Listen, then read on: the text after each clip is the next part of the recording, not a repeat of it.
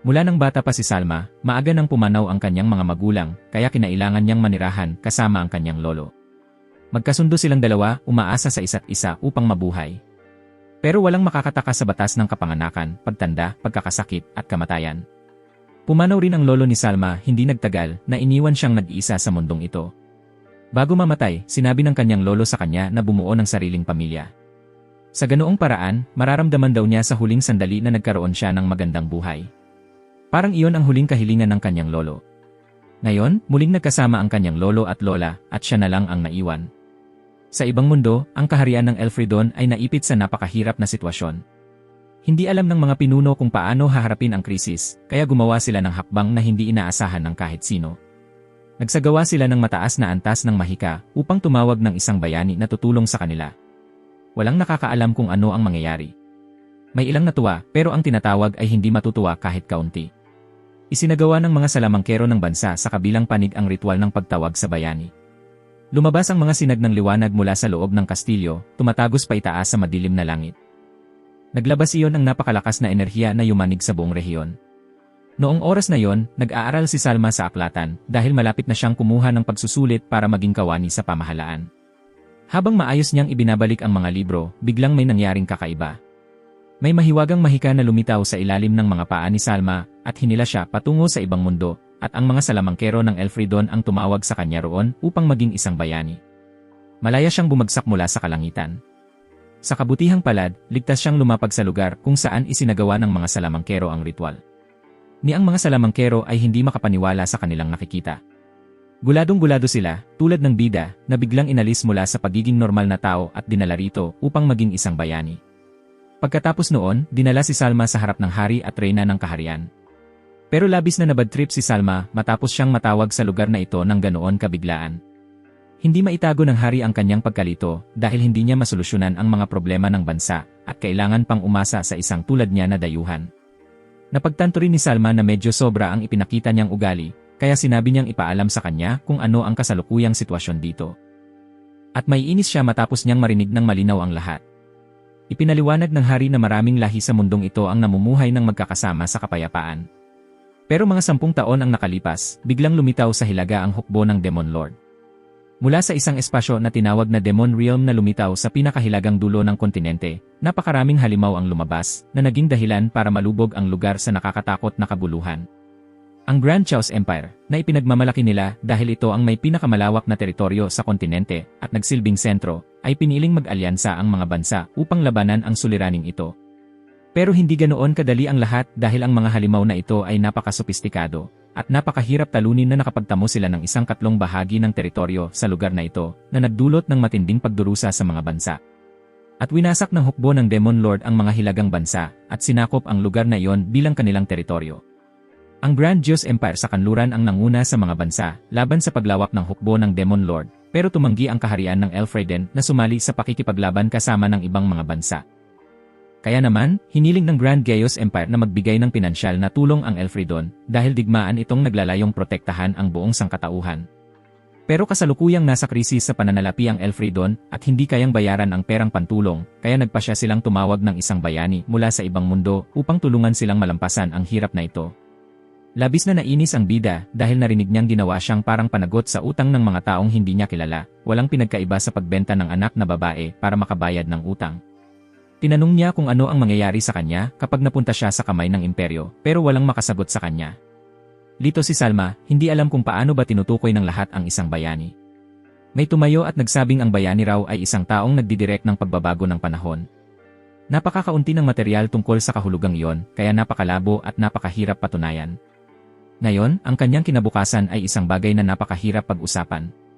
Ayon sa plano niya sa lumang mundo, magiging lokal na opisyal sana siya, at pagkatapos ay mamumuhay ng payapa. Kung paano, sa kamalas-malasan, napunta siya sa lugar na ito na tila kinalimutan ng Diyos kung saan naghihikahos ang mga tao. Pagkalipas ng sandali, gamit ang isip ng isang magiging kawani ng pamahalaan, nakabuo siya ng isang opinyon, nag-ambag ng isang napakagandang estratehiya para sa bansa. Sinabi ni Salma na kailangan maging mas malakas ang Elfridon upang hindi na umasa sa imperyo. Iminungkahi niyang gamitin ng bansa ang estratehiyang mayamang bansa, malakas na hukbo, na ang layunin ay mag-ipon ng lakas hanggang sa kayang lumaban. Walang naniwalang posible iyong maisagawa. Tunog napakamakro, at si Salma ay kusang tumulong sa kanila sa ilalim ng titulo ng isang bayani. Kaagad pagkatapos noon, dinala ng hari at mga opisyal ang lahat ng aklat ng bansa para makita ni Salma, at matapos ang mahigit 3 araw ng pagpupulong, bigla na lang nagbitiw sa trono ang hari at ibinigay iyon sa kanya. Ang bagong hirang na hari ay mukhang medyo lupaypay sa puyat, may maitim na bilog sa ilalim ng mga mata, at payat na parang gutom. Ipinakasal pa niya ang kaisa-isa niyang anak na si Prinsesa Laisha sa kanya. Agad na kumalat ang balita tungkol sa pagiging hari ni Salma sa buong teritoryo ng kaharian, at ang 3 markwes na namumuno sa hukbo ng Elferdin ay lubhang nagulat din nang marinig nila ang balita. Nagulat ang lahat dahil hindi pa nila nakitang umakto siya ng ganoon noon. Si Prinsesa Laisha, na nagtatrabaho ng malayo, ay nagmadaling sumakay ng kabayo pabalik sa kabisera dahil natatakot siyang naagaw na ni Sama ang trono mula sa kanyang mga magulang. Pero nakakagulat dahil pagdating niya, matapos silang makahanap ng bayani para sa bansa, ang dating hari at reyna ay naglalambingan lang, walang pakialam sa mga gawain ng mundo. Samantala, labis na nababahala si Prinsesa Laisha at natatakot na baka mapasakamay ng iba ang bansa. Pero sinabi ng hari sa kanya na sa totoo lang, iniisip niya talagang may talento si Sama. Kaya siya nagbitiw. Tanggap niya iyon alang-alang sa bansa, pero ang kasunduan sa pagpapakasal ay hindi niya matanggap. Pagkatapos noon, agad na pumunta si Prinsesa Laisha upang direktang makipagkita kay Sama para makita kung anong klaseng tao siya. Sa daan, inisip ni Laisha na baka isa lang siyang walang silbing lalaki. Pero pagkapasok niya, nadatnan niya itong nakikipagbuno sa isang bundok ng papeles, may maitim na bilog sa ilalim ng mga mata. Tinanong siya ni Sama kung marunong ba siyang magbasa. Matapos niyang patunayan na maayos ang kanyang edukasyon, at kaya niyang mag-add, subtract, multiply, at divide ng buo, nagpa siya si Salma na hilingin sa kanya na maging kanyang katulong. Habang nag-iingay siya na isa siyang kagalang-galang na prinsesa, bakit daw niya kailangang gawin ang mga ganoong bagay? Iniisip ni Sama na isa rin siyang bagong mapagkukunan ng manggagawa, pero mariin niyang ipinahayag na siya ang dating prinsesa ng kahariang ito. Bukod pa roon, siya rin ay nasa ilalim ng hukbo ni Dupikamay. Nakatakda na sanang simulan ni Laisha ang tungkulin niya sa pagpapatrol sa lokal na lugar, pero kinailangan niyang magmadaling umuwi, at sinabi ni Sama na nagulat din siya nang bigla siyang gawing hari. Tungkol naman sa kasal, papayagan ni Sama si Laisha na malayang bawiin ang kasunduan kung ayaw niya sa kanya. Naibenta na ni Salma ang ilan sa mga hiyas ng kaharian upang makalikom ng pera para muling buuin ang bansa. Dahil nagugutom ang mga tao ng kaharian, wala namang silbi ang pagtatago sa mga yon. Sa mundong ito, madalas gamitin ng mga tao ang ilang uri ng halimaw bilang kanilang sasakyan. At kahit walang agham at teknolohiya rito, napakaunlad naman ng mahika.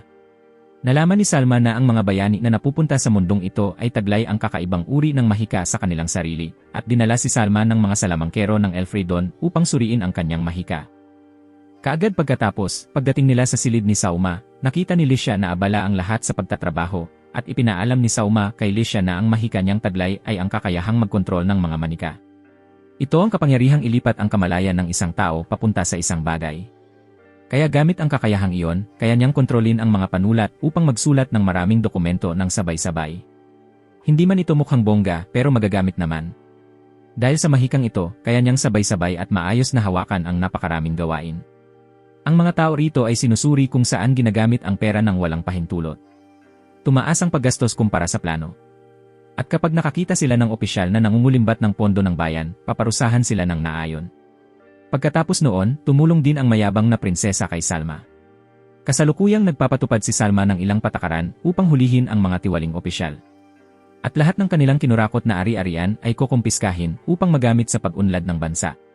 Pagkatapos ng isang araw na pagtulong kay Salma sa mga papeles, nakatulog si Laisha sa sopa nang hindi namamalayan. Kaya sinamantala ni Salma ang pagkakataon upang sulyapan saglit ang kanyang kasintahang na pagkasunduang pakasalan. Pero biglang nagising si Laisha at labis na nahiya nang makita niyang nakatayo siya mismo sa tabi niya. Sa mga mata ni Salma, malinaw na ginugol niya ang buong gabi sa mga ledger, papeles, at daan-daan na gawain. Sinabi ni Salma kay Laisha na may isang bagay siyang gustong ipakita sa kanya. Pagkatapos, sabay silang sumakay ng kabayo habang sumisikat ang bukang liwayway. Habang nakasakay, marami silang napag-usapan. Tinanong ni Laisha si Salma kung may pamilya o minamahal ba siya sa kabilang mundo, pero tumanggi si Salma, sinasabing sa kabilang mundo, siya na lang ang natira. Dinala ni Salma ang prinsesa sa lupang hindi mapakinabangan na kumukonsumo ng napakalaking bahagi ng budget ng estado. Ito ang taniman ng bulak. Pagkatapos ay seryosong ipinaliwanag ni Salma kay Laisha ang mga pamamaraan at direksyon ng pag-unlad para sa bansa sa hinaharap. Kung sakaling wala na si Salma, si Laisha ang mamumuno sa pagpapaunlad ng bansa kapalit niya. Nalito si Lisha nang makita niyang ang isang hari tulad ni Salma ay bumababa sa kantina para mag-almusal kasama ang mga sundalo. At bumababa si Samarito upang kumain upang maiwasan ang pag-aaksaya ng pera at sobrang marangyang pagkain. Magkasama silang dalawa na nag-uusap nang dumating ang kapitan ng mga kabalyero, si Lorwyn, upang hilingin kumain kasama nila. At ipinakita niya ang malaking interes sa mga bagong patakaran ni Salma para baguhin ang bansa. Gayunpaman, mukhang nag-aalala pa rin si Salma dahil walang talentadong tao sa loob ng palasyo. Pero may isang eksepsyon at iyon ay si punong Ministro Mark. At nalaman ni Salma na ang kaharian ng Elferdin ay may kagamitan na kayang mag-broadcast ng mga imahe sa buong bansa. Kaya nais niyang gamitin ito upang mag-recruit ng mga talento sa kabisera upang magtrabaho.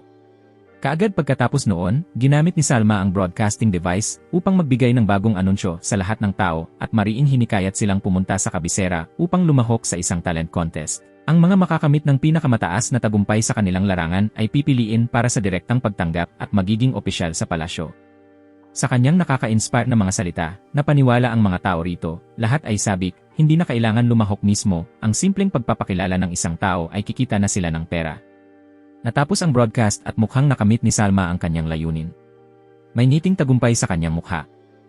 Nag-alala si Lisha na babalik si Sauma sa kanyang mundo matapos buhayin ang Elfredon, kaya nagpasya siyang pakasalan si Sauma upang subukang panatilihin siya sa mundong ito. Dinala ang mga finalist ng talent contest sa palasyo upang makilala si Sauma at ang kaganapang ito ay ibinroadcast ng live para mapanood ng lahat ng tao sa buong kaharian. Nang makilala ang mga kalahok kay Sauma, lahat ay lumuhod sa kanya maliban kay Aisha, isang mandirigmang Dark Elf. Dahil ayon sa kaugalian ng tribo ng Dark Elf, lumuluhod lamang sila sa kanilang Panginoon at lahat ng tao ng tribo ng Dark Elf sa kahariang ito ay nakatira sa isang lugar na tinatawag na Guardian Forest. Ipinaalam ni punong Ministro Mark na si Aisha ang pinakamalakas na mandirigma sa kaharian ng Elfreden. Ngunit ayaw tanggapin ni Aisha ang premyong pera at nais lamang hilingin kay Sauma na tulungan siya sa isang bagay. Sinabi ni Aisha na sa Guardian Forest ng tribo ng Dark Elf, matagal nang walang tumutubo na punla. At nang marinig iyon, naunawaan ni Sauma na hindi kailanman pinutol ng tribo ng Dark Elf ang mga puno sa kabubatan dahil kailangan nilang gupitin ang mga dahon ng malalaking puno upang magkaroon ng liwanag ang maliliit na puno sa ibaba para lumago. Matapos marinig ang paliwanag ni Salma, lumuhod si Aisha sa harap niya, at ipinangako niyang maging konsorte ni Salma at nakiusap na pumunta siya sa Guardian Forest upang ipakita sa tribo ng Dark Elf kung paano putulin ang mga puno. Ang susunod na lumapit para sa isang audience kay Salma ay isang magandang mga awit na babae na nagngangalang Yuna, at nang makita niyang tila naakit si Salma sa kanya, medyo naiinggit si Lisha.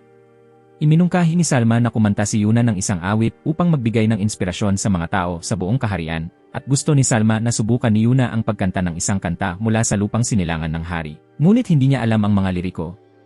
Ngunit sa kabutihang palad, nang dumating siya sa mundong ito, dinala ni Salma ang kanyang iPhone 14 Pro Max.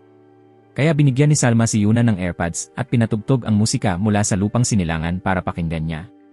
Pagkatapos noon, kumanta si Yuna ng isang wibo na kanta para marinig ng lahat ng tao sa kaharian. At matapos marinig ang kahanga-hangang tinig ni Yuna, kinailangan ng lahat na kilalanin ang kanyang talento. Narinig din ni Prinsesa Zoroa mula sa kaharian ng Emadonia sa kanluran ang tungkol sa talent recruitment contest ni Salma. At kinilala rin niya si Sauma bilang isang napatalinong tao, kahit nakakabuo pa lamang siya bilang hari. Sa mga mata niya sa sandaling iyon, iisa lamang ang imahe, ang bagong hari na ito. Ang susunod na kalahok ay lumapit para sa panayam. Isang clumsy na matabang kaibigan na nagngangalang Poncho ang naglakad upang makilala si Salma, ngunit nadulas at nahulog ang mukha sa lupa. At si Poncho ay isang Diyos sa pag-review ng pagkain na nakatikim na ng maraming masasarap na putahe sa buong kaharian. Nang marinig iyon, labis na natuwa si Salma dahil wala siyang alam tungkol sa kusina ng mundong ito. At matapos bigyan ng posisyon sa palasyo ni Salma, naantig si Poncho at napaluha. Dahil hindi niya inakala na ang pag-review ng pagkain ay isang araw ay magdadala sa kanya upang maging opisyal. Mukhang napakapopular ng bagong hari sa mga tao, marahil dahil siya ay matalino, mabilis mag-isip, marunong humarap sa krisis, at nauunawaan ang mamamayan. Dumagsa ang mga tao sa palasyo upang tumulong sa bansa. Matapos gantimpalaan si Poncho, isang lalaki na nagngangalang Hakuza ang lumapit para sa audience kay Salma, at kilala si Hakuza bilang isang tao na may magandang memorya at napakalawak na kaalaman. Tinanong ni Salma kung anong uri ng mga aklat ang gusto at madalas basahin ni Hakuza. Ito ay panitikan. Idinagdag niya na ang pagtuklas ng hindi kilalang kaalaman ang dahilan ng kanyang pamumuhay. Iminungkahi ni Sauma kung gusto niyang maging librarian sa aklatan ng Kastilyo. Tumanggi si Hakuza at humingi ng pahintulot na ialay ang kanyang talento upang tulungan si Sauma maging pinuno ng mundo. Sa kumpiyansang tindig ni Hakuza, habang pinagmamasdan ang bagong hari sa pakikitungo sa matabang si Poncho, nagkaroon din siya ng sariling opinyon. Matapos ang tensyonadong labanan ng talino sa isa't isa, ibinigay ni Sauma kay Hakuza ang posisyong nais niya. Kaya agad na hinirang ni Sauma ang isang bihirang talento tulad niya upang maging kanyang tagapayo sa militar. Pagkatapos, salamat sa pananaw ng leader ng bansa. Sa talento ni Hakuza, siya ang pinangalan ng Black Prime Minister. Ang huling kalahok ay isang batang babae na beastman na nagngangalang Tomo. At si Tomo ay may napaka-espesyal na talento, ang makipag-usap sa mga hayop. Pinag-uusapan ng mga tao ang talento ni Tomo nang mabigyan ang batang babae ng espesyal na pagkakataon na makipag-usap ng pribado kay Sauma. At matapos marinig ang sinabi ng batang babae, labis na nagulat si Sauma. Sa mundong ito, lahat ng lahi mula elves hanggang beast folk ay kabilang sa parehong species bilang tao. Ngunit ang tribo ng demonyo ay itinuturing na ibang species, kahit na ang ilan sa kanila ay may anyong tao rin. Ang malagkit na species na Zenli, na sa tingin ng hari ay mukhang eksaktong tulad ng mga halimaw, ay itinuturing ng mga tao rito bilang hayop. Kaya ayon sa pag-iisip ng hari, ang mga halimaw ay ibang nilalang na magkatulad ang itsura. Kabilang sa kanila, may ilan na may anyong tulad ng tao, pero ang espesyal ay ang kanilang isip ay parang ordinaryong mabangis na hayop. Dahil ang tribo ng demonyo ay walang katalinuhan, hindi rin nila alam kung paano magsalita ng wikang pantao. Tinawag ni Salma ang kanyang malalapit na katulong kasama si Tomo sa kanyang pribadong silid upang makipag-usap, at labis na nagulat ang lahat ng malaman na kaya rin ni Tomo makipag-usap sa tribo ng demonyo. Dati, walang katalinuhan ang tribo ng demonyo, pero ang mga demonyo sa teritoryo ng Demon Lord ay napakatalino, dahil kaya nilang kumilos tulad ng tao, pati na rin malaman kung paano gamitin ang armas gamit ang mahika. Gayunpaman, kahit ganun, nagsasalita pa rin sila ng wika na ganap na naiba sa pantao, at ginamit ni Tomo ang kanyang kakayahan upang makipagkomunikasyon sa isang miyembro ng tribo ng demonyo habang pumapasok sa kabubatan. Nailigtas pa ng demonyo ang buhay ni Tomo bago dumating ang kanilang tropa sa kinaroroonan ng batang babae. Pagkatapos marinig ang kwento ni Tomo, inisip ni Sauma na kaya nilang ganap na makipagkomunikasyon sa tribo ng demonyo, at naniwala siya na maaari pa silang makipagkasundo ng kapayapaan sa tribo ng demonyo. Ngunit ayaw pa rin ni Sauma na malaman ng ibang bansa ang espesyal na kakayahan ni Tomo dahil natatakot siyang maaaring gamitin ng ilang bansa ang kakayahan ng batang babae upang makabuo ng alyansa sa tribo ng demonyo. Agad na sumang-ayon si Lorwyn at ang lahat sa desisyon ni Sauma, at lalo na ang kaharian ng Amidonia sa kanluran ay patuloy na inaalok ang kanilang Elfridon.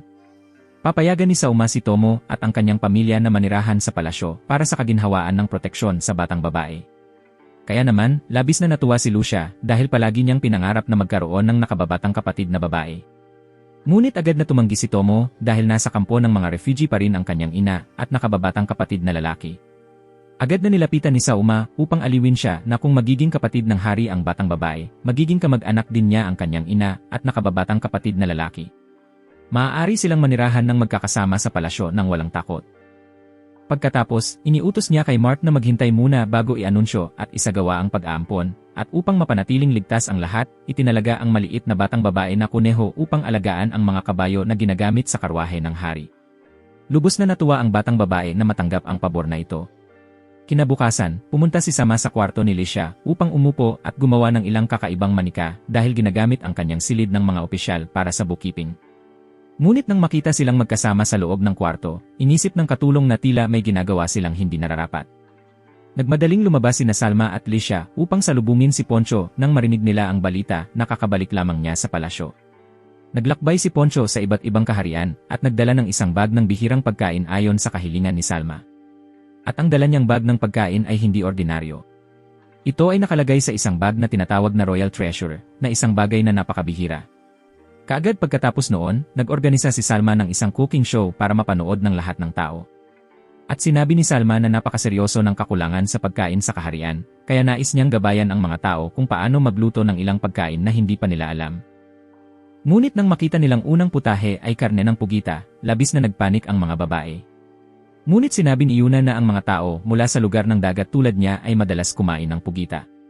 Isinuot ng ating hari ang isang magalang na apron, sinupot ang manggas upang pumasok sa kusina at ipakita ang kanyang talento. Hiniwa ni Salma ang mga tentacles ng pugita ng manipis at pagkatapos ay pinirito ng malutong. Lumaganap ang aroma kaya maraming tao ang hindi nakatiis. Nang hawakan ang pagkain sa kanilang mga kamay, nagdalawang isip muna ang lahat bago tikman. Ngunit ng kanilang kagatin, sumabog ang kanilang mga panlasa, at nang matikman, naramdaman ng mga babae na napakasarap ng kanyang malutong na pritong pugita, kaya hindi sila mapigilan sa pagkain, at nais din ng mga tao na manghuli ng pugita upang lutuin ng ganito. Ang susunod na putahe ay ugat ng halamang karaniwang matatagpuan sa kabubatan na tinatawag na burdock, at kailangan lamang ni Sama na budburan ng kaunting asin at asukal ang tambak ng mga ugat, at naging napakasarap na pagkain. Malutong at maalat. Gusto ni Tomo na matikman ito ng kanyang ina at nakababatang kapatid. Pagdating naman sa pritong damo-damo na insekto, labis na natakot ang lahat. Ngunit nakakain ni Tomo ang pritong damo-damo ng masarap dahil madalas kainin ng tribo ng beast ang pagkain ito. Lubos na nagulat si Sauma nang malaman na ang pagkain ito ay pinalambot muna sa kaunting toyo bago prituhin, at matapos tikman ang isa, naantig siya nang hindi mapigilan ang luha, dahil matagal na siyang hindi nakatikim ng lasa ng toyo tulad sa mundo.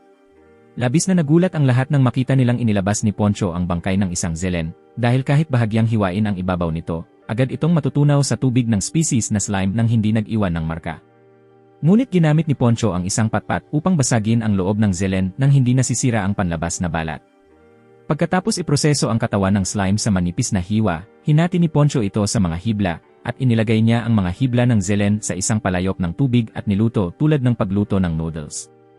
Dahil medyo nakakatakot ang itsura ng slime noodle dish, iminungkahi ng lahat na si Sauma muna ang sumubok, at nagdalawang isip siya ngunit pinilit lunukin upang maging halimbawa para sa lahat. Ngunit pagkakakain lamang ng isang piraso, naramdaman ni Sama na napakasarap ng pagkain ito at labis itong pinuri. Ipinahayag ni Sama ang pagkain sa isang napakatunay at kaakit-akit na paraan na nagustuhan ng iba na subukan din. Ang pagkain ay malambot at malikot sa ngipin. Pagkakakagat, may kakaibang pakiramdam na parang may malutong sa bibig. At nang makita siyang kumakain ng ganito kasarap, agad ding umupo ang mga babae sa mesa upang subukan. Nilinis ng lahat ang buong palayok ng zelen noodles ng masarap sa harap ng lahat ng tao. Ngunit limitado ang oras ng broadcast, kaya kinailangan ni Salma tapusin ang cooking show dito. Dahil sa kamakailang cooking show, pansamantalang naayos ang kakulangan sa pagkain, at hiniling ni Mark kay Salma na payagan siyang magretiro sa kanyang bayan at ipasa ang posisyon ng punong ministro kay Hakuza.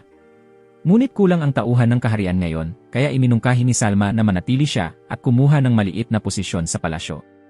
Kaagad pagkatapos, naglalakad si Salma sa bakuran nang bigla niyang makita sina Aisha at Lisha na nagsasanay ng magkasama, at nagkaroon sila ng labanan na yumanig sa langit at lupa, na labis na ikinagulat ni Sama. Ngunit kinailangan niyang magmadali upang pigilan sila dahil natatakot siyang baka gumuho ang kastilyo. Kulang na ang tauhan sa bansa at ang ganitong pakikipaglaban ay magiging napakamahal.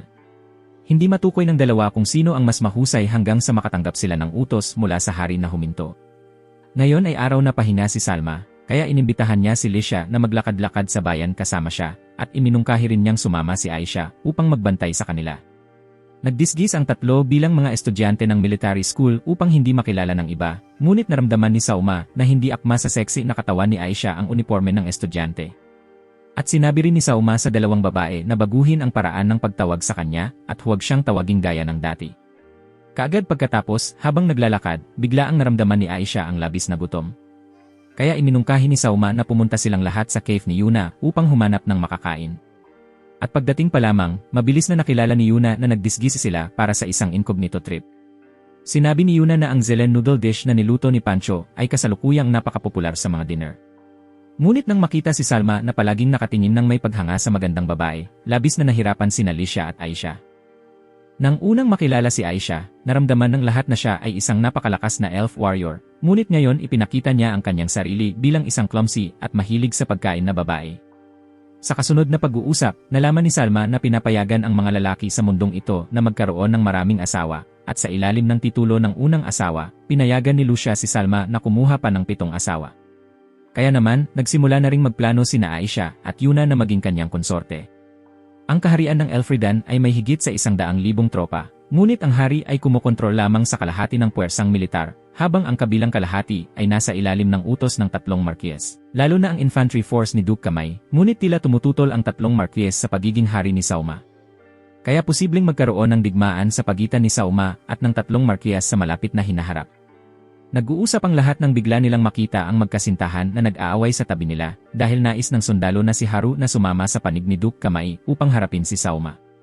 Kaya ang kanyang kaibigang si Kid na nagtatrabaho para sa Royal Army ay sinusubukang pigilan siya. Masaya si Haru, iniisip na ang digmaan ang pinakamagandang pagkakataon para siya ay ma-promote. Ngunit natakot si Cade na maaaring samantalahin ng ibang bansa ang digmaang sibil na ito upang sakupin ang Elfridon.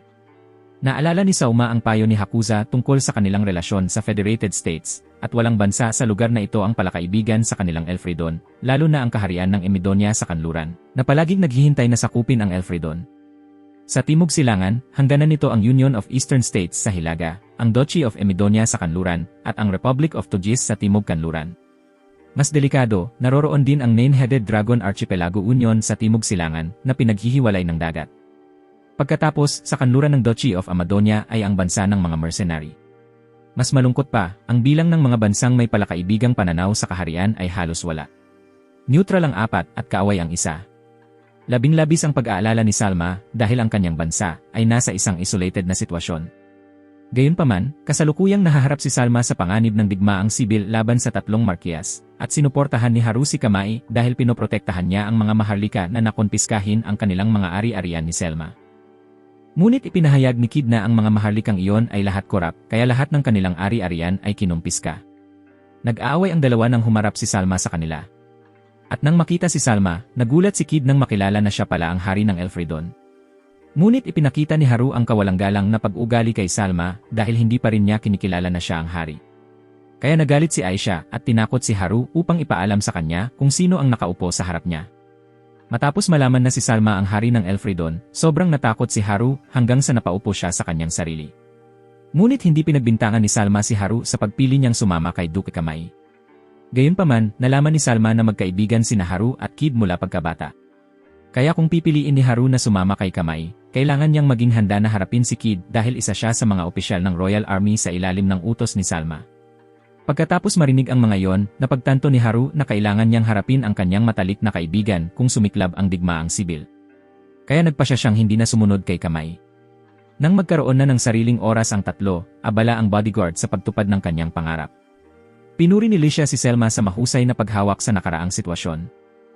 Pinili niyang sabihin ang mahihirap na salita upang hindi mailagay sa mahirap na sitwasyon ang dalawang matalik na kaibigan. Ngunit tumanggi si Salma, sinasabing sinabi lang niya ang iniisip at hindi niya gaanong pinag-isipan yon. Inisyatiba ni Licia na tanungin si Salma kung nais niyang ipahinga ang ulo sa kanyang kandungan. Medyo nagulat si Salma, ngunit pagkatapos marinig ang pahayag na sila ay magkasintahan, nabawasan rin ang kanyang pag-ingat at mahiyain niyang inilapag ang ulo sa kanyang kandungan. Nag-usap ang dalawa tungkol sa hinaharap. Sinabi ni Salma na ang pakikipag-asawa sa taong minamahal ay napakaganda.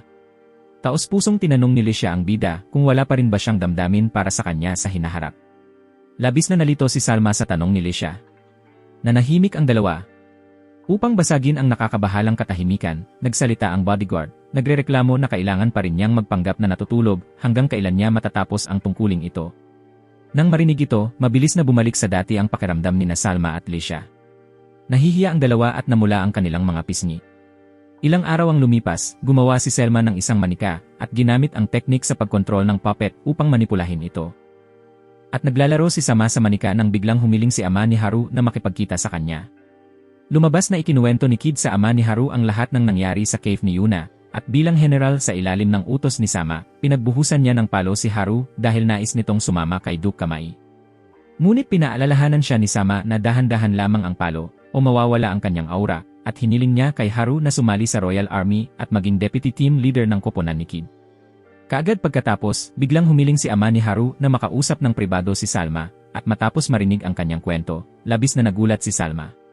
Palihim na ipinadala ni Salma ang kanyang puppet upang sumali sa isang adventurer group sa lungsod, dahil nais niyang gamitin ang puppet na ito upang galugarin ang ilalim ng lungsod sa mga sewer. Nang bumaba sa ilalim ng lungsod, ang puppet ni Salma, kasama ang adventurer group, ay nakapatay ng maraming halimaw, ngunit palaging inisip nila na ang puppet ni Salma ay totoong tao. Mula sa malalaking puting ahas hanggang sa mga dinosaur, kaya ng puppet ni Soma na harapin ang lahat. Ngunit sa pagkakataong ito, nakatagpo sila ng isang lila na halimaw na mukhang sobrang nakakatakot. Mula sa bibig nito ay umaagos ang nakakadiring dami ng laway. Nakita ng buong grupo na hindi nila kayang harapin ang halimaw na ito, kaya tumakbo sila palayo. Habang umatras, sa kasamaang palad, natapilok at nahulog ang puppet ni Salma. Sa sandaling iyon, hinagis ng kanyang kakampi ang isang bomba patungo sa halimaw. Dahil sa sakit, nagpalabas ang halimaw ng maraming bala mula sa kanyang katawan. Nang malapit ng tamaan ang ilang ligaw na bala ang kasaping naghagis ng bomba, ginamit ng puppet ni Salma ang kanyang katawan bilang panangga. Pagkatapos ay matagumpay na nakalabas ang lahat sa madilim na lugar na yon. Sa labas, nilinis ng babae ang puppet, nagpapasalamat sa kanya sa pagsagip sa kanya. Nagtaka ang lahat sa koponan, iniisip kung ano ang iniisip ng puppet sa sandaling yon. At pagkatapos ng bawat pagsisiyasat, karaniwang nililinis ni Salma ng mabuti ang kanyang puppet. Habang naliligo, pumasok si Lisha. Nang makita ang puppet, sinabi niya na parang mas malaki ito kaysa noong huli, hindi ba? Walang nabanggit si Salma tungkol sa laki. Sinabi niya na ipinadala niya ang puppet sa ilalim ng tunnels upang makita kung ano ang anyo ng mga underground passages. Kinabukasan, tinipon niya si Lisha at ang mga opisyal ng estado, nagpapasalamat sa kanilang masigasig na pagtatrabaho araw at gabi. Sinabi rin ni Salma na sila ang kanyang mga kayamanan. At mayroon na silang sapat na kapital upang itayo ang lungsod ng Venetanova. Ipinaalam ni Salma kay Lisha na plano niyang magtayo ng isang coastal city sa timog at ang lungsod na ito ang magiging sentro para sa pagbili, pagbebenta at pag-export ng mga produkto mula sa Elfreden. Sa Bay Area, plano niyang magtayo ng pantalan. Ang pagtatayo ng bagong lungsod ay magiging maginhawa para sa transportasyon ng mga kalakal, parehong sa lupa at sa tubig. Kung magtatagumpay ang lungsod na ito, magiging puso ito ng bansa. Ang mga daan sa paligid nito ay ang mga ugat ng dugo. Pagkatapos ay matiisin na ipinaliwanag ni Salma kay Lisha kung gaano kahalaga ang distribusyon ng mga produkto. Tunay nga, may malawak siyang pananaw. Ngunit nang ipakita niya ang kanyang mga ideya sa mga opisyal ng korte, namangha sila, nakabuka ang kanilang mga bibig. Pagkatapos ay inanunsyo niya na sa kontribusyon ng lahat, magkakaroon sila ng 5 araw na pahinga. Plano niyang gantimpalaan sila ng mga medalya, ngunit salungat iyon sa kanyang at sa patakaran ng kaharian sa pagtitipid. Kaya babayaran niya ito sa pamamagitan ng mga araw na pahinga at bibigyan sila ng karapatang kumuha ng mga bote ng alak mula sa cellar. Pagkatapos ng pagpupulong, nagtanong si Lisha kung baka sobra na ang kilos ni Salma. Inamin din niya na nagsimula siyang magtrabaho ng maaga, kaya medyo magulo ang kanyang isip. Ngunit nag-aalala si Lisha sa kalusugan ni Salma dahil kamakailan lang, sobra na ang kanyang trabaho. Sinabi ni Salma na kung siya ay mamatay, maaaring magpadala ang Elfrido ng isa pang bayani.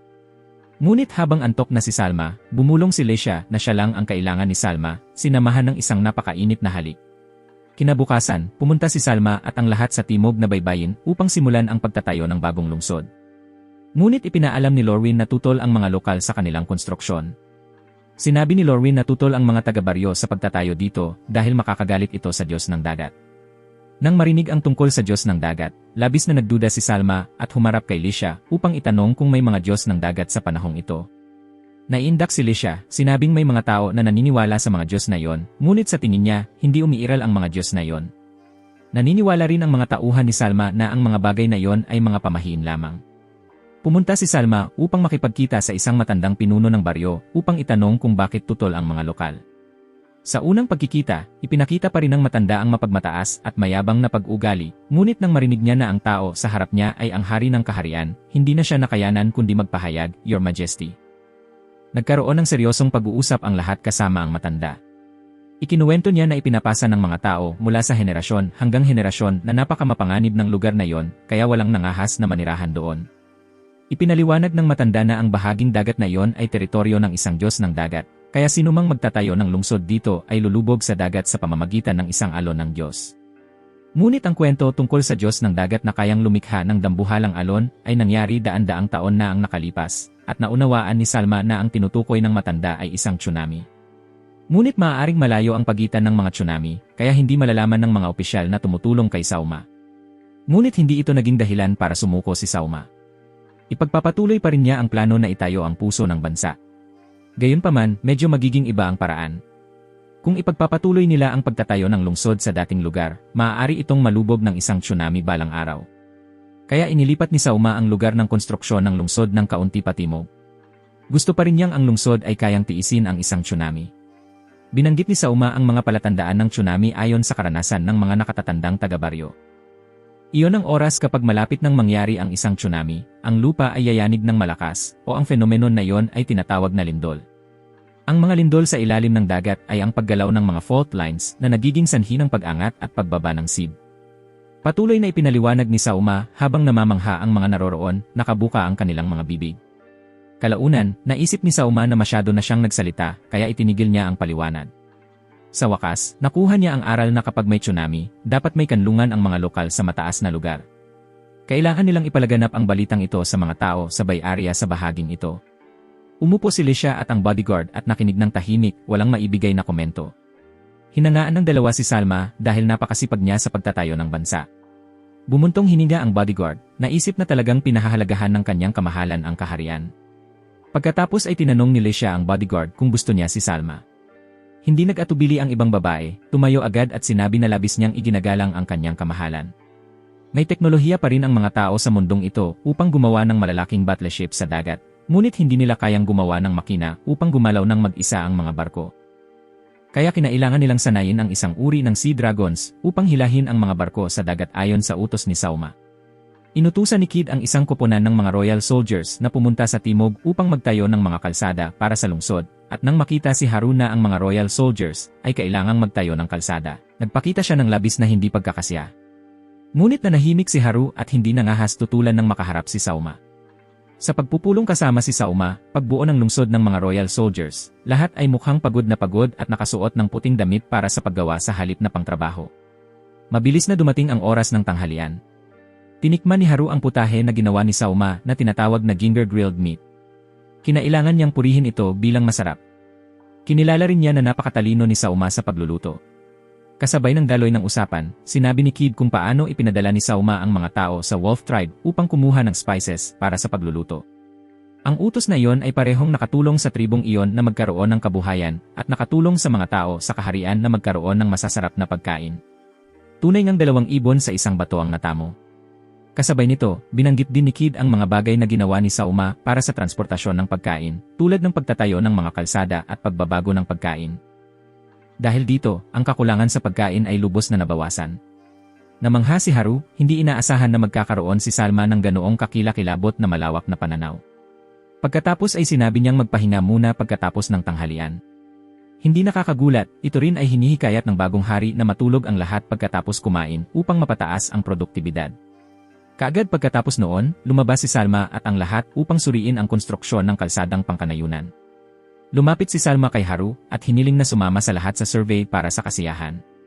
At ang mga bagong kalsadang ito ay kayang tiisin ang mabigat na karga ng mga hayop na humihila ng kariton.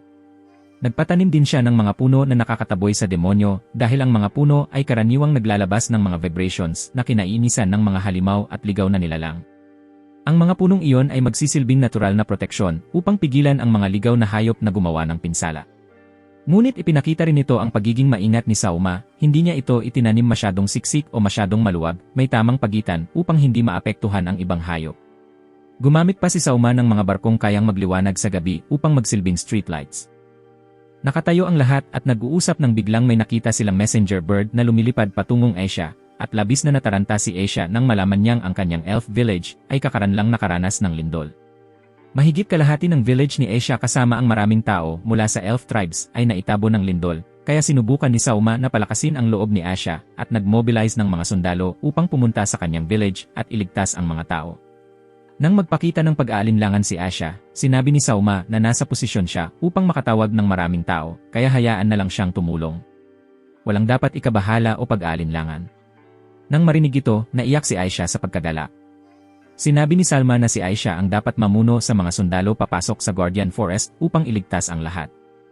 Huwag mag-atubili. Ang disaster relief ay isang laban sa oras. Dumiretso si Kid upang immobilize ang mga puwersa.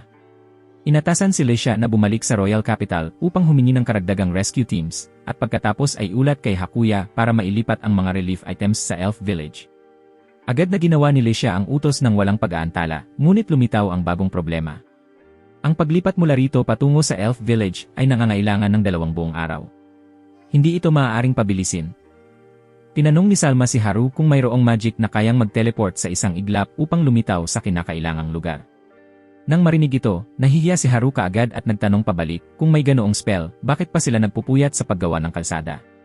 Tunay nga, galit si Haru dahil hindi niya mapapalo si Salma kahit isang beses para mailabas ang inis sa kanyang puso. Habang nagpupumilit mag-isip, dumaan ang isang kariton na hinihila ng hayop at may bagong ideya na pumasok sa kanyang isip. Pagkatapos bumiyahe sa pamamagitan ng horse carriage, nakarating ang rescue team sa Elf Village at nakipag-usap si Sauma sa ama ni Aisha, na siya ring village chief, upang maunawaan ang kasalukuyang sitwasyon. Sinabi ni Sauma na dinala niya ang 50 Imperial Guards, at sa loob ng ilang araw, tiyak na darating ang pangalawang rescue team na magdadala ng aid supplies. Sumunod naman ang village chief, na nagsabi na ang landslide ay naganap sa silangang bahagi ng village, na may casualties na higit sa 100 tao at higit sa 40 ang nawawala. Sinabi ni Sauma, Chief, pakigawa ng listahan at tiyaking eksakto ang bilang.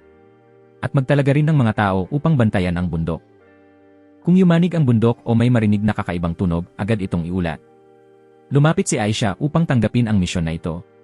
Sinusuportahan din siya ng kanyang ama dahil madalas silang maglaro sa gubat na ito kasama ang kanyang mga kaibigan. Kaya mahusay niyang alam ang mga daan at landas dito. Magiging maginhawa rin kung tatawagin ang kanyang mga kaibigan para sumama. Habang nauunawaan ang terrain ng lugar na ito, mabilis na inutusan ni Salma ang mga sundalo na iligtas ang mga taong natrap sa ilalim ng mga lupa at bato. Inutusan niya ang lahat na huwag magpuwersa ng labis. Kapag nakakita ng landslide habang nagsasagawa ng rescue, dapat agad na umatras. Pagkatapos, nagsikap si Sauma at ang lahat sa pagliligtas at paghahanap ng mga nawawalang tao. Kinontrol ni Sauma ang isang wooden mouse upang gumapang sa mga labi ng gusali at tulungan ang rescue work. Dahil dito, nailigtas ni Sauma ang isang tao na natrap sa ilalim ng malaking puno. Matapos ang rescue work, labis ang pasasalamat ng ama ni Aisha sa suporta ni Sauma. Ngunit marami pa ring namatay habang naghihintay na dumating ang rescue team ni Sauma upang tumulong. May isang tao na, dahil nawala ang kanyang asawa sa landslide, ay nagsabi ng ilang matinding salita kay Salma. Ngunit nakikiramay din si Salma at naunawaan ang sitwasyon ng taong iyon. Sa labas, ipinaliwanag ni Aisha na iyon ang tiyo na pinakamalakas na kalaban sa pruning ng mga puno sa gubat.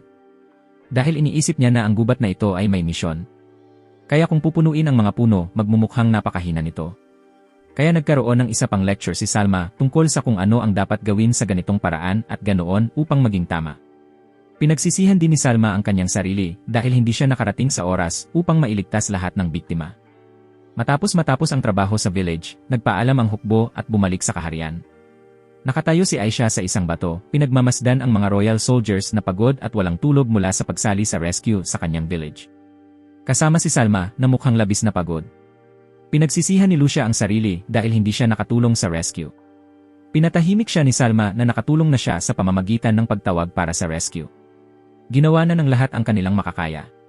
Tumingin si Salma at sinisi ang kanyang sarili dahil hindi siya nagawa ng mabuti bilang hari. Ayon sa kanya, ang trabaho ng isang leader, bukod sa pamumuno sa bansa, ay dapat ding mahulaan at makabuo ng mga plano upang harapin ang mga emerhensya na nangyayari. Nakalimot si Salma sa bagay na yon. Pinatahimik siya ni Lucia na nagawa na niya ng mahusay, huwag na siyang sisihin pa. Pagkatapos, inilista ni Salma ang maraming bagay na kulang pa siya at hindi pa nagagawa. Kung hindi niya ito ililista, ayos lang, ngunit ang paglista nito ay nagpapakita na marami pa talaga. Labing stress siya hanggang sa umiyak. Pagbalik sa kabisera, pumunta si Yuna sa kwarto ni Salma dahil nag-aalala siya sa kalusugan niya. Kamakailan, kinailangan ni Salma asikasuhin ang maraming bagay, pati na ang lindol sa elf village.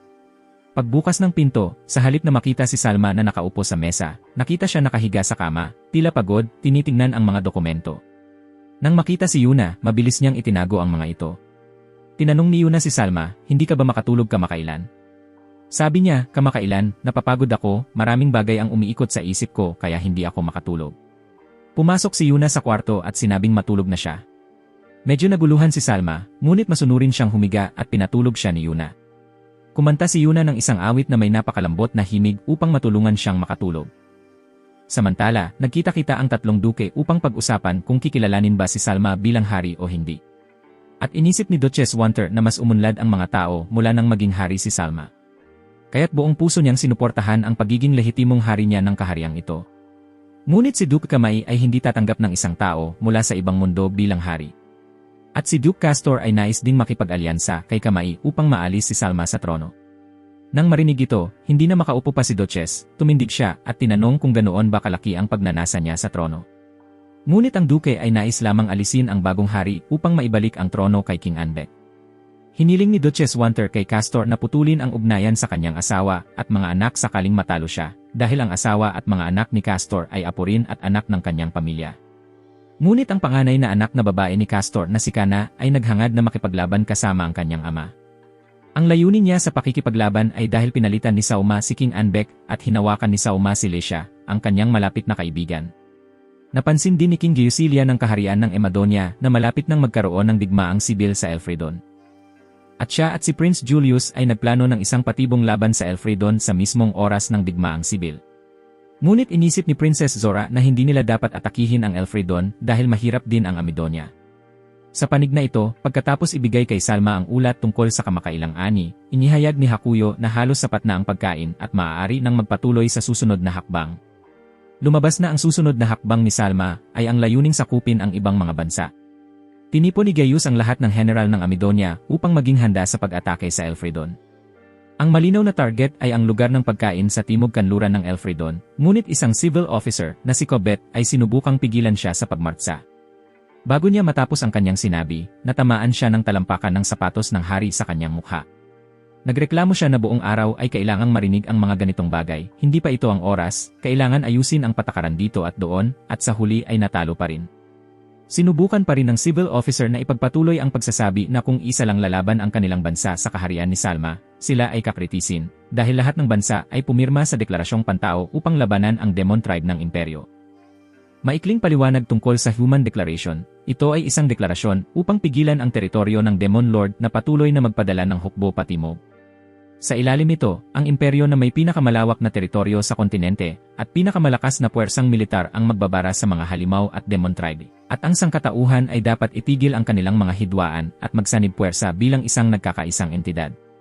Sa deklarasyong iyon, may 3 klausula, isa sa mga ito ang pagbabawal sa pagbabago ng mga pambansang hangganan sa pamamagitan ng mga labanan sa pagitan ng mga tao.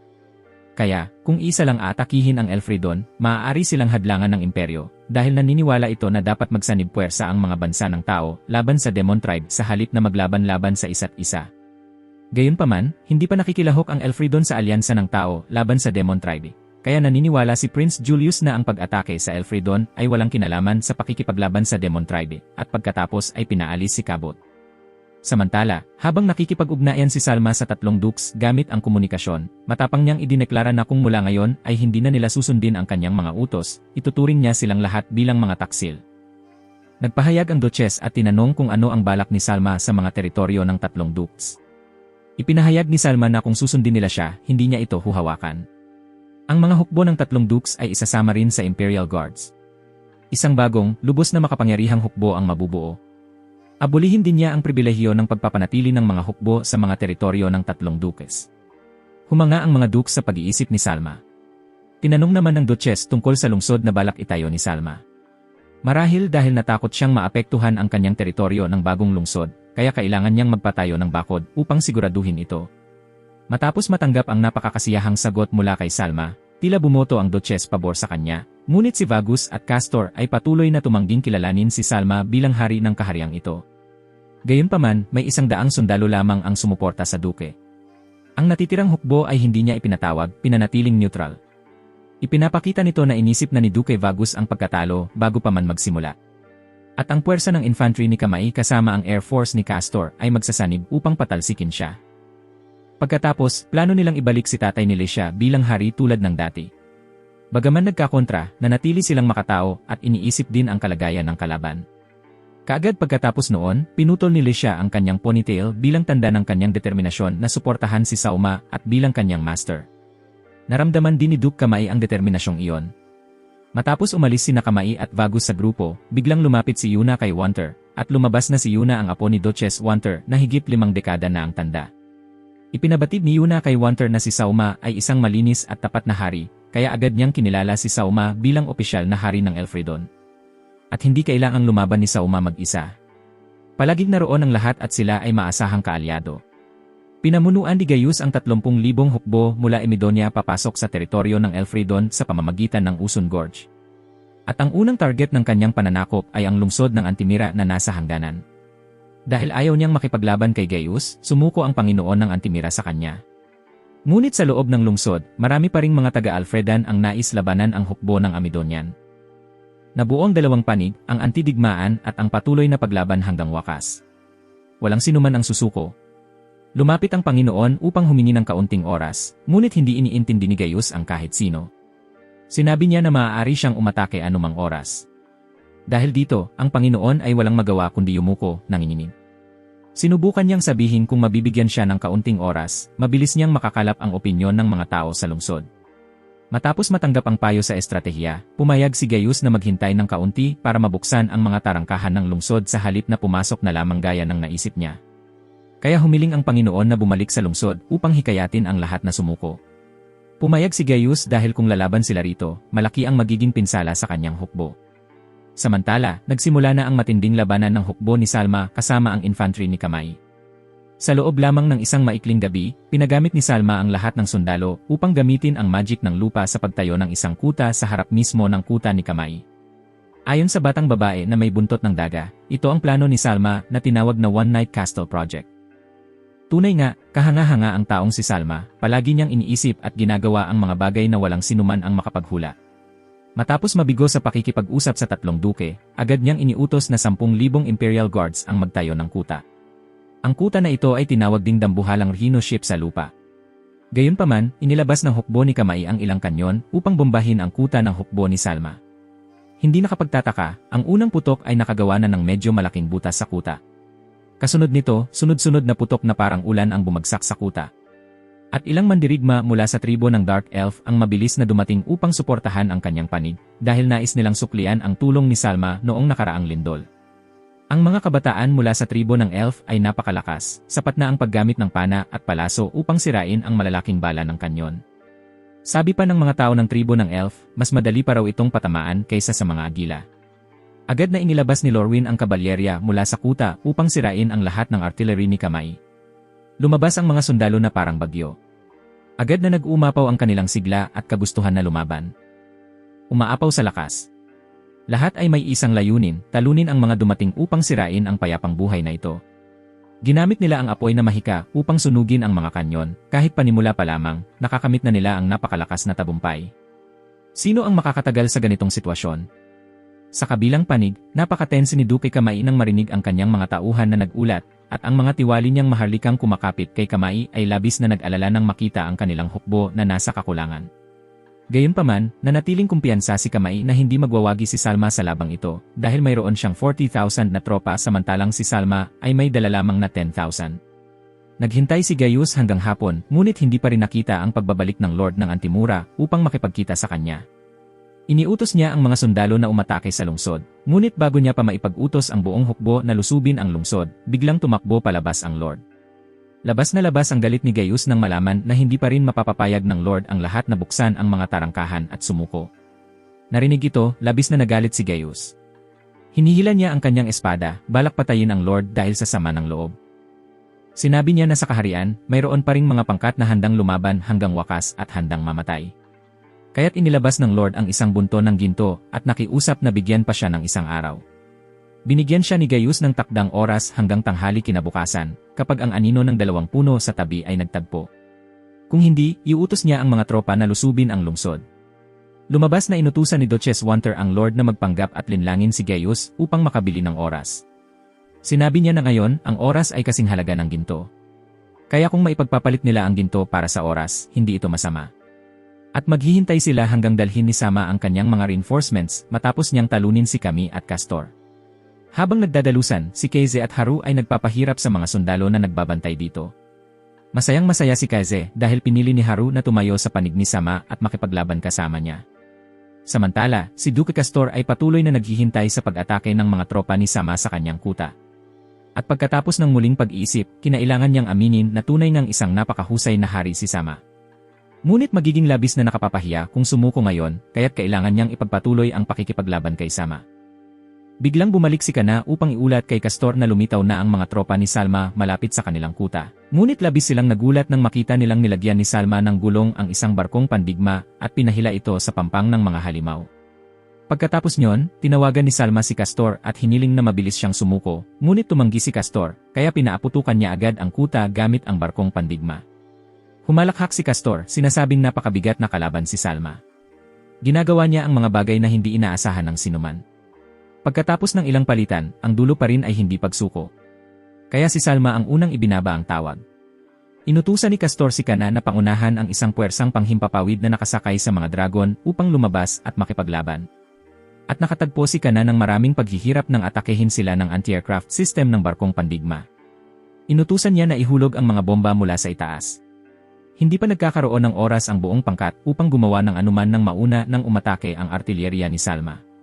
Hindi inaasahan ang pag-atake, kaya nagawa lang niyang utusan ang lahat na kumalat upang umiwas.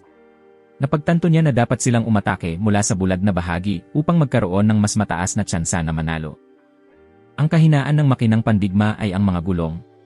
Matapos itong mapagtanto, iniutos niya sa lahat na umatake doon. Susubukan nilang sirain at hulihin si Salma. Pagkatapos, ibinuhos niya ang lahat ng lakas sa pag-atake, may bahagyang panghihinayang sa puso ni Kana. Dapat ay tinulungan niya si Lecia bilang isang nasasakupan, hindi bilang magkaaway na tulad nila ngayon. Sa wakas, matapos ang matinding pagsisikap, matagumpay na nawasak ni Kana at ang puwersang panghimpapawid ang mga kanyon ng barkong pandigma. Ngunit nang sumakay sa barko, wala silang nakita sa loob. At napag-alaman na ginamit ni Salma ang kanyang teknik sa pagkontrol ng puppet upang patakbuhin ang barkong pandigma. Ngayon naunawaan ni Kana na nahulog siya sa bitag ni Salma. Sinasadyang ginawa iyon upang akitin ang pangkat na ito palabas. At siya, kasama ang lahat, ay nakalusot sa kuta ni Castor upang makipaglaban sa kanya. Sa loob ng kastilyo sa sandaling ito, nagaganap ang isang harapang labanan sa pagitan ni Salma at Castor. Sinabi ni Salma kay Castor na sumuko upang maiwasan ang labanan, ngunit agad itong tumanggi, at alinsunod sa utos ni Salma, hinugot ni Aisha ang kanyang espada at humarap upang makipaglaban kay Castor. Ngunit si Castor ay isang matandang lalaki na nabuhay ng daan-daang taon, kaya marami ang naging hirap ni Aisha nang harapin siya. Ipinahayag ni Aisha na labis niyang minamahal ang hari. Nais niyang manatili kasama ang hari at ang prinsesa magpakailanman. Pinuri siya ni Castor sa kanyang katapatan, ngunit sinabi na ngayon ay dapat niyang subukang protektahan ang kanyang sarili dahil nasa panganib siya. Sabay sabing iyon, ipinabagsak ni Castor ang kanyang espada upang talunin si Aisha. Ngunit pinabilis ni Salma ang kanyang puppet na sumama kay Lecia upang suportahan si Aisha. Kaya matagumpay na nailunsad ni Aisha ang isang nakamamatay na suntok upang talunin si Castor. Humiga si Castor sa lupa, sinusubukang sabihin ang kanyang huling matigas na salita. Sinabi niya na nakipaglaban siya ng buong lakas hanggang sa huling sandali, kaya wala siyang pagsisisi. Pagkatapos matalo si Castor, ipinaliwanag ni Lecia sa kanya na mabuting hari si Salma. Tumingin si Salma sa labas at nakita ang makapal na puting usok na umaakyat. Nalaman ni Salma na sumabog ang kanyang barkong pandigma at ang puwersang panghimpapawid ay nagbabalik. Kailangan nilang magmadali. Nakalagay kay Castor ang isang kwelyo ng alipin na maaaring higpitan ang kanyang leeg kung akalain niyang tututol kay Salma. Bagaman mukhang ayaw gawin ni Lecia, kinailangan niya dahil nagtaksil siya sa kanya at kay Salma. Dumating si Kana, nakita ang kanyang ama na may suot na kwelyo ng alipin at muntik nang iguhit ang kanyang espada upang atakihin si Salma, ngunit pinigilan siya ni Lecia. At mabilis ding sumuko si Kana nang makita niyang talo ang kanyang ama. Kaya kinailangan din niyang magsuot ng kwelyo tulad ng kanyang ama. Lumingon si Salma kay Touma, sinasabi na mula ngayon, siya ang magiging general ng puwersang panghimpapawid, hinihiling na pamunuan ang Air Force sa ilalim ng Imperial Guards. Agad na lumipad siya at ang Air Force diretso sa kuta ni Kami. Bilang matalik na kaibigan, sinabi ni Lecia kay Salma na kunin si Kana bilang concubine upang matulungan siyang makatakas sa parusa. Ngunit tumanggi si Salma dahil sa krimen ng pagkontra sa hari, parehong ama at anak ay kailangang parusahan gaya ng nakagawian. Kasunod nito, lumipad ang mga kabalyero ng Air Force upang bombahin ang kuta ni Kami, kaya kinailangan niyang tanggapin ang pagkatalo at iniutos ang pagsuko ng lahat ng tropa. At inaresto rin niya ang mga tiwaling maharlikang sumusunod sa kanya upang ipasa kay Salma. Sinabi ni Kamai sa kanyang subordinado na may mukha ng aso na ilagay rin sa kanya ang kwelyo ng alipin katulad ng kay Castor. At natanggap din ni Sama at ng lahat ang balita ng pagsuko mula sa panig ni Kamai. Ngunit nagulat si Kamai nang malaman na si Sama mismo ang namumuno sa mga tropa diretsyo patungong kanluran. Lumabas na mas malaking layunin ang tinututukan ng hari. Ngunit natuwa siya, sinasabing dapat maghawak kamay ang prinsesa at ang hari upang malampasan ang matandang katawan niya.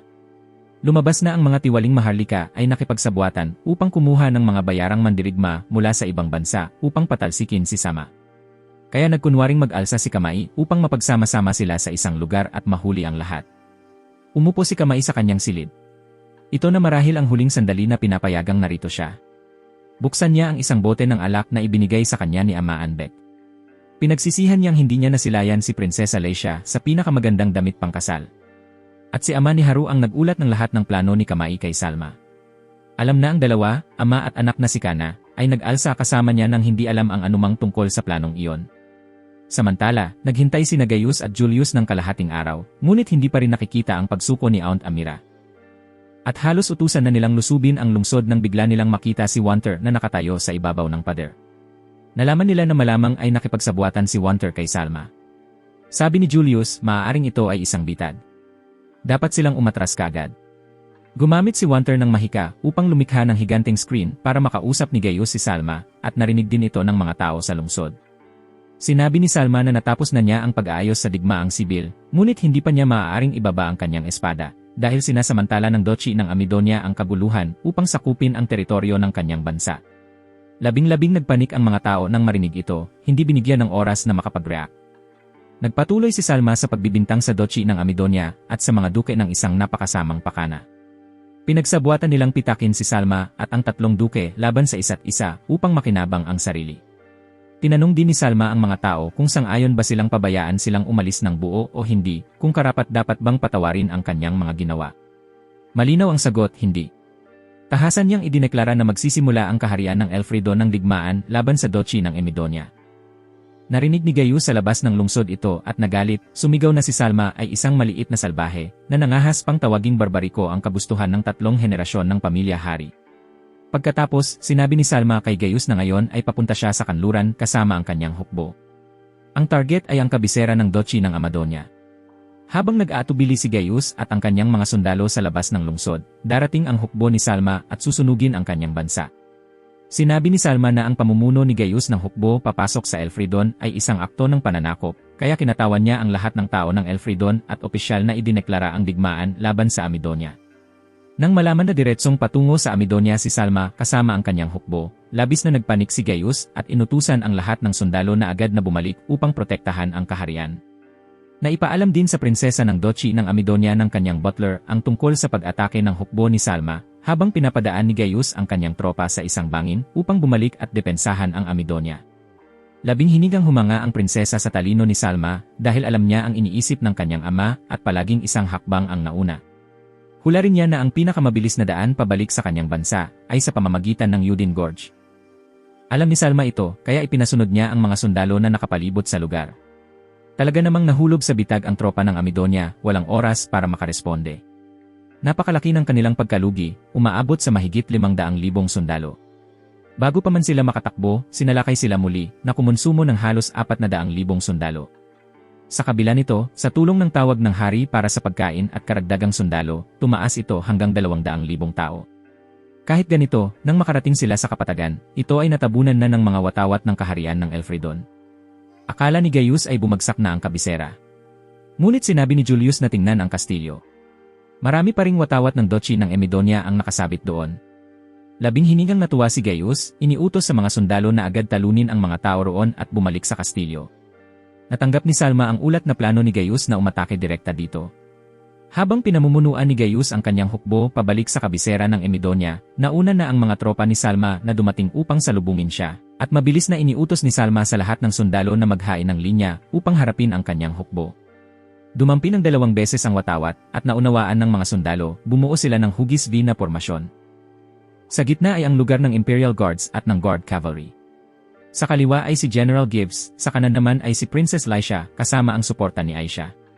Lahat ay nasa posisyon, handa nang makipaglaban. Nakatayo sa itaas sina Sauma at Kana, pinagmamasdan ang sitwasyon, habang parehong panig ay nagpasimula na ng labanan. Halos pagod na ang mga sundalo ni Gaius matapos ang maraming araw ng pag-ambush sa kanilang pagbalik sa bansa. Kaya't madali lamang ng mga tropa ni Sauma na bigyan ang buong hukbo niya ng nakamamanghang pagkatalo. Ang mga itinakda na pamunuan ng hukbo ay kailangan lamang magsagawa ng magaan na atake upang talunin ang isang pangkat ng mga sundalo ng Emidonia. Umupo si Salma rito, iniisip ng mabuti. Dumating si Connor at nagtanong, sinasabing hindi siya nakakapag-concentrate, parang nakalutang ang isip. Umiti si Salma at sinabi na ang tungkulin ng hari ay bago at pagkatapos ng labanan lamang, tama ba? Binanggit pa niya na kung matatalo ang kanyang mga tropa, kailangan niyang ialay ang kanyang ulo upang humingi ng awa mula sa mga general. Nagulat si Kana at nagtanong kung hindi ba siya natatakot sa kamatayan dahil kakausap lang niya na kailangan niyang ialay ang kanyang ulo. Humarap si Salma at tinakpan ang kanyang bibig, sinasabi na marahil impostor siya dahil hindi siya kumikilos tulad ng hari ng isang pambansang sistema. Inamin din ni Salma na siya ay duwag. Ayaw niyang mamatay at ayaw niyang makita ang iba na mamatay dahil sa digmaan. Ipinaalam ni Salma kay Connor na ito ang unang labanan sa malakihang saklaw na siya talaga ang namuno, at medyo hindi komportable siyang masaksihan ang sakripisyo ng mga sundalo sa labanan. Nakita ang sariling panig na nasa kahinaan, sinabi ni Gaius sa kanyang anak na si Julius na tumakas agad. At kahit ayaw niyang iwan ang kanyang ama, kailangan pa rin ni Julius na tumakas upang mapanatili ang linya ng lahi. Samantala, mananatili si Gaius upang labanan ang mga tropa ni Salma upang buksan ang landas ng dugo para makaligtas ang kanyang anak. Ngunit bilang mabuting anak, sinabi ni Julius na susubukan niyang pigilan ang mga tropa ng kaaway para makaligtas ang kanyang ama. Ngunit tumanggi agad si Gaius. Sinabi niya na marahil ang layunin ni Salma ay ang kanyang ulo. Sa simpleng pagpatay sa kanya, babagsak ang konserbatibong paksyon sa Duchy ng Emidonia. Hindi inasahan ni Julius na darating si Sauma hanggang rito para lamang patayin ang kanyang ama. Ayaw magsalita ng marami, sinabi ni Gaius kay Julius na pumunta agad. Ngunit ayaw ni Julius na iwan ang kanyang ama sa ganitong sitwasyon. Sinabi ni Gaius na ito ang utos ng hari. Kung wala siya, ano ang mangyayari sa bansa? Kahit nag-atubili, kailangan pa rin ni Julius na umalis. Bago siya ikot ang kabayo para umalis, sinabi niya ang huling paghingi ng tawad sa kanyang ama at saka tumakbo patungo sa kabisera. Pagkatapos noon, sumakay si Haring Gaius sa kanyang kabayo upang umatake na may isang target lamang, ang ulo ni Haring Sauma. Natanggap ni Sauma ang balita na umatras na ang pangunahing puwersa ng Emidonia mula sa likuran at si Haring Gaius ay sumusulong ng buong lakas upang bawiin ang nararapat sa kanya. At pagkatapos matanggap ang utos ni Sauma, kumalat ang mga pakpak ni Kana upang lumipad at salubungin siya sa labanan. Pinamunuan ni Lorwyn ang isang squad. Nang matukoy na nasa harapan ang Haring Gaius, sumakay siya sa kanyang kabayo at itinapon ang sibat diretsyo sa dibdib ng lalaking iyon. Sa kasamaang palad, ang lalaking iyon ay isang body double lamang ng hari. Samantala, si Kana ay sumugod upang makipaglaban kay Gaius. Ipinahayag niya na ang kanyang target ay ang ulo lamang ni Haring Salma. Tutugunan niya ang hiling ng 3 henerasyon ng pamilya Maharlika dito mismo. Bilang para kay Kana, determinado siyang kunin ang ulo ni Gaius upang ialay kay Salma. Ngunit madaling napagtagumpayan ni Gaius si Kana, kahit nataglay niya ang kapangyarihan ng Dragon Human. Nang makita ito, kinailangan ni Salma kontrolin ang kanyang puppet upang sumugod at suportahan siya sa pakikipaglaban. Nang makita ito, lalo pang nag-init si Gaius, sinasabi na hindi siya madaling matatalo ng isang puppet lamang. Dumating na rin si Salma dito kasama ang ilang sundalo. Ipinakilala niya ang sarili bilang Salma at tinanong kung siya ba ang sumira sa kanyang kaharian. Si Gaius VIII, tama ba? Narinig ito, sinabi ni Gaius na orihinal na ang Elferdon ay teritoryo rin ng Amidonia, kaya't sa sarili niyang lupain siya nakatapak. Ano ang ikahihiya? Pagkatapos ay susugod na siya kay Salma, ngunit hinarang siya ng puppet. Inutusan ni Salma si Kana na sunugin agad ang effigy, at naglunsad si Kana ng fire-type attack na nagpasabog sa puppet kasama si Gaius VIII. Ngunit naapektuhan din si Kana ng pagsabog kanina. Ipinagtabi siya ng malayo, nakahiga ng patag sa lupa. Mabilis na tumakbo si Salma upang tingnan siya. Ngunit bago siya makapagsalita, sinabihan siya sa harap na kung mamatay siya, sobrang malungkot si Lesia. Tiningnan ng dalawa ang lugar ni Gaius. Kahit sugatan sa buong katawan, nakatayo pa rin si Gaius matapos tamaan ng pagsabog. Siya ay nauugoy patungo kay Salma, patuloy na bumubulong tungkol sa pagtupad sa pangarap na kunin ang ulo ni Salma at ipaglaban ang dangal ng mga tao ng Amidonia. Upang maprotektahan ang kaligtasan ng hari, kinailangan ng mga mamamana ni Salma na magpaputok ng ulan ng mga palaso upang tuluyang talunin siya. Bago bumagsak, itinapon pa rin niya ang kanyang espada na tumama mismo sa harap ni Salma at agad ding sumuko ang kanyang hukbo nang makita ang pagkatalo ng kanilang hari. Pagkarinig na nagsakripisyo ang kanyang ama, si Zoroa ay umiiyak ng labis. At ngayon, matagumpay nang nasakop ni Salma ang buong teritoryo ng kaharian ng Emidonia. Sa kasalukuyan, naroroon si Salma kasama ang lahat sa kastilyo ng Emidonia. Kinilala ni Lesia na ang bulwagan dito ay napakagarboso ang dekorasyon. Marahil mas marami pa ang ginastos dito sa dekorasyon kaysa sa kanilang sariling bansa. Tinanong ni Lesia si Salma kung matagal na ba niyang pinaplano ang pananakop sa Amidonia. Namutla ang mukha ni Salma at agad niyang ipinaliwanag kay Lesia na mula pa noong lumitaw ang mga halimaw sa hangganan, siya ay nagduda. Bakit sila magpapadala ng mga sundalo sa gubat sa gilid ng hangganan para gawin yon? At ang mga iyon ay hindi sundalo kundi mga halimaw na apoy. Sa kabutihang palad, noong panahong iyon, matagumpay na nailigtas ng puppet ni Salma ang maliit na batang babae na nagbabantay sa gubat, kung hindi, nagulo ang lahat. Ipinaliwanag pa ni Salma na ang kabuluhan dulot ng mga flame pyros ay taktika para mapalayas ang mga tao sa mga nayon. Ipinabatid ni Lorwyn kay Salma na tumakbo si Julius diretso sa kanluran upang humingi ng tulong mula sa Grand Empire, at bilang kaalyado ng Amidonia, tiyak na magpapadala ang imperyo ng hukbo upang bawiin ang lugar na ito. Sinabi ni Salma na sa bagong bansang ito, wala pang mga opisyal. Talagang mahirap gawin yon, kaya humiling siyang ilipat ang ilang opisyal sa lugar na ito. Tungkol naman sa mga tao ng Amidonia, labis ang kanilang sama ng loob sa Elferdon matapos masakop ito, ayon sa ulat ni Poncho tungkol sa kalagayan ng kayamanan ng estado. Walang budget ng estado at pagkain, ngunit ang mga sandata ay puno sa mga bodega. Inutusan ni Salma na ibenta ang mga sandata para sa pera at ipamahagi ang pagkain hanggang sa maging maayos ang loob ng kastilyo. Narinig ito ni Poncho at labis ang pawis niya, sinasabi na kung ligtas, agad niyang ililipat ang mga ito. Sa panig ni Gibbs, labis ang kasabikan ng mga sundalong sumusunod sa disiplina, kaya maaari nilang supilin ang buong teritoryo ng Emidonia sa isang hininga. Sinabi ni Salma na maaari lamang silang makipaglaban ng maingat. Kung makikialam ang imperyo, magiging mahirap. Nang marinig ang tungkol sa imperyo, nataranta si Licia. Ipinaliwanag ni Salma na sigurado siyang makikialam sila, ngunit kung totoo ito o hindi, hindi niya alam. Dahil nakibahagi ang Amidonia sa paglagda ng Human Declaration, kung sila'y sasakupin, paano makauupo ang imperyo at maghihintay lamang? Ang probisyong kinasasangkutan ng Amidonia ay hindi pagtanggap ng pagbabago sa mga hangganan ng bansa sa pamamagitan ng puwersa sa pagitan ng mga tao. Higit pa rito, hindi sila mag-aatubiling parusahan gamit ang lakas. Napansin ni Salma na may butas sa deklarasyong iyon, kaya hindi na siya nagpakasali rito. Sinabi niya sa lahat na samantalahin ang pagkakataon na ayusin ang mga bagay-bagay pagkatapos ng digmaan bago dumating ang mga bansa ng imperyo. Si Lorwyn at ang hukbo, saan man sila pumunta, iniiwasan ng mga tao ang kanilang daraanan. Dumating si Yuna sa kabisera ng Amidonia upang makipagpulong kay Salma na nakasuot ng uniforme ng hukbong dagat. At nang makita silang dalawa na mag-usap ng malapitan, labis ang hindi pagkakasiya ni Licia. Nang makita ang nakakunot na noo ni Licia, agad na tumakbo si Aisha upang tapikin ang kanyang ulo bilang pampalubag-loob. Medyo nahihiya si Salma ngunit agad niyang binago ang paksa. Kung mag-uusap pa tayo ng masyado, magiging problema, sabi niya. Sinabi niya na tinawag niya si Yuna upang ipatupad ang isang plano at labis itong ikinagulat ni Licia. Pagkatapos noon, ginamit ni Salma at Aisha ang aparato para sa imahen upang mag-organisa ng isang programang musikal para sa lahat ng tao ng Emidonia upang panoorin. Inanyayahan niya si Yuna kasama ang iba pang mga awit mula sa Emidonia na magpalit-palit sa entablado, na labis na ikinatuwa ng mga tao dahil ito ang kauna-unahang pagkakataon na makakita sila ng bansa at manood ng musika. Ang Emidonia ay isang militaristang estado, kaya ang lahat ng aktibidad ng mga tao ay kontrolado.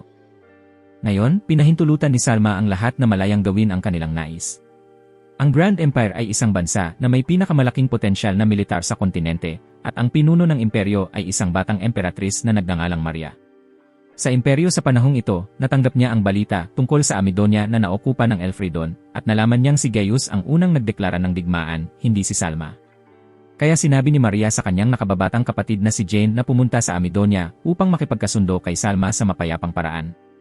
Salamat sa mga bagong patakaran ni Salma, nagkaroon ng mas masaganang buhay ang mga tao sa Emidonia.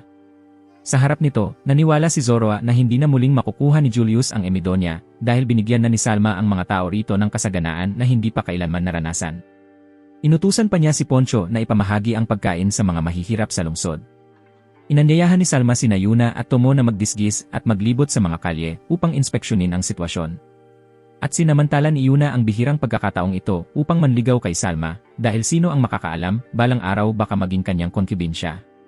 Bumili si Salma ng bagong pares ng sapatos para kay Tomo, kaya ang maliit na babae ay sobrang tuwa na muntik nang umiyak. At binili rin ni Salma kay Yuna ang isang hairpin bilang pasasalamat sa pagsuporta sa kanya sa buong panahong ito. Agad pagkatapos noon, huminto sila sa ilalim ng isang puno upang maupo at tamasahin ang kapayapaan dito. Hindi pa man sila nakaupo ng maayos ay biglang lumitaw si Jane upang makipag-usap kay Salma, at agad niyang nakilala na siya ang ipinadala ng imperyo upang bawiin ang Emidonia. Lubos na humanga si Jane sa paraan ng pagbago ni Salma sa isang militaristang estado tungo sa isang umuunlad na bansa tulad na ngayon, at hindi rin niya inaasahan na gagamitin ni Salma ang image transmission device upang ipalabas ang balita para mapanood ng mga tao.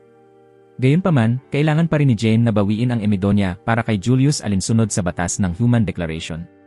Kaya iminungkahi niya ang pakikipagnegosasyon kay Salma tungkol dito at agad na umalis.